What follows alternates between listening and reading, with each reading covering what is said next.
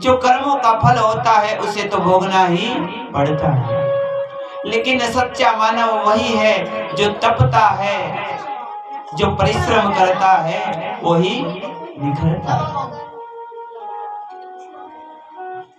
एक मूर्तिकार एक पत्थर की मूर्ति बना रहा था, तभी उसने छेनी हथौड़े से उस पत्थर पर, उस पाषाण पर अपना प्रहार किया मूर्ति तराशने के लिए। पत्थर चिल्लाने लगा, अरे नहीं, ये क्या कर रहे, मुझे दर्द हो रहा, तुम मुझे पर प्रहार मत करो। मूर्तिकार ने कहा, भैया मेरा तो यही काम है, मुझे तो मूर्ति आप में से निकालनी है। पत्थर ने कहा, नहीं, मैं मूर्ति के रूप में नहीं आऊंगा, आप मुझे हाथ मत लगाओ। कलाकार ने, शिल्पकार ने उस पत्थर को उठाकर एक साइड में रख दिया।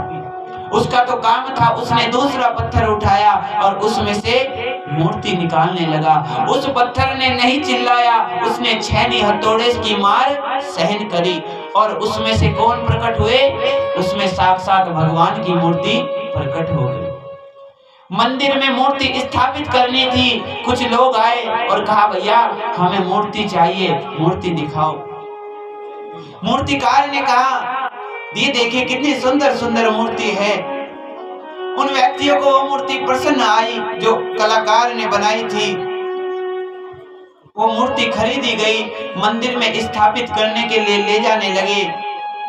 तभी उन व्यक्तियों ने कहा, भैया आपके पास में ये पत्थर कैसा पड़ा है, आप ये पत्थर हमको दे दो, जिसकी पहले मूर्ति बन रही थी। उस कलाकार ने कहा, मैं इसकी मूर्ति बना रहा था, लेकिन ये चिल्लाने लगा, रोने लगा, इसलिए मैंने इसकी मूर्ति नहीं बनाई, सो ये तो मेरे लिए बेकार है, तुम ले जाओ। एक तरफ तो वो मूर्ति गई, एक वो पत्थर गया, लेकिन जिसने छेनी हथौड़े की मार सहन करी वो तो भगवान बनकर मंदिर में विराजमान हुआ और भगवान बनकर पूजने लगा। लेकिन जिसने मार नहीं सही वो सीढ़ियों पर रखा गया और जो लोग आते पूजा करने के लिए उस पर नारियल फोड़ते, उस पर नारियल फोड़ते। वो देख रहा, यदि मैं उस समय मार खा लेता तो आज भगवान बनकर पूजा जाता, लेकिन उस समय उसने अपने इस शरीर पर कष्ट नहीं सहा। कहते हैं बचपन होता है माटी का जैसे घड़ा होता है, यदि माटी का कच्चा घड़ा फूट भी जाए तो कुम्हार उसको दोबारा बना लेता है, लेकिन जब वो पक जाता है फिर वो दोबारा नहीं बनता, फिर तो वो बेकार है। इसलिए जीवन में यदि कुछ भूल हो गई हो, कुछ गलती हो गई प्यारे, तो स्वीकार करो। प्रभु कहते हैं, लक्ष्मण कहते हैं, काहू ना को सुख दुख कर दाता, निज कृत कर्म भोग सब भ्राता।